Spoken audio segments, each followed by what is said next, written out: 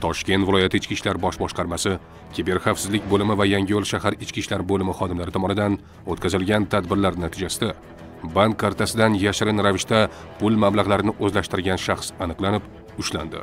Yangiyo'l shahrida yashovchi 59 yoshli ayol hududiy ichki ishlar bo'limiga murojaat qilib, o'zining bank kartasidan 1,5 million so'm pul mablag'lari noma'lum shaxs tomonidan yechib olinganini va ushbu holat bo'yicha qonuniy chora ko'rishni so'ragan. Surishtiruv davomida ushbu qilmishni 31 yoshli erkak sodir qilgani aniqlangan. Dunyo savdo majmuasining oldida bankomatda pul yechotdim. Keyin pulim yechib bo'lgandan keyin bankomat oldidagi paynetdan anaqasiga bitta ayol kelib, "Menga aytdi, kechirasiz, qaraverasizmi?" "Eshitaman opa" desam, "Men anundan tushunmayman paynet qilishdan, kreditimni to'lashim kerak" dedi. Keyin men aytdim, "Xo'p opa" dedim. Qarasam ayol texnikani tushunmas ekanlar.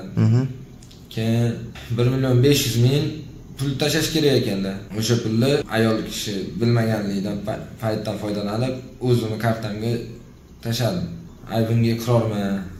Shu pullarni qaytarib beraman. Meni kechirsalar bo'ldi. Holat yuzasidan 31 yoshli shaxsga nisbatan O'zbekiston Respublikasi Jinoyat kodeksining 168-moddasi 1-qismi bo'yicha jinoyat ishi qo'zg'atilgan. Tergov harakatlari olib borilmoqda.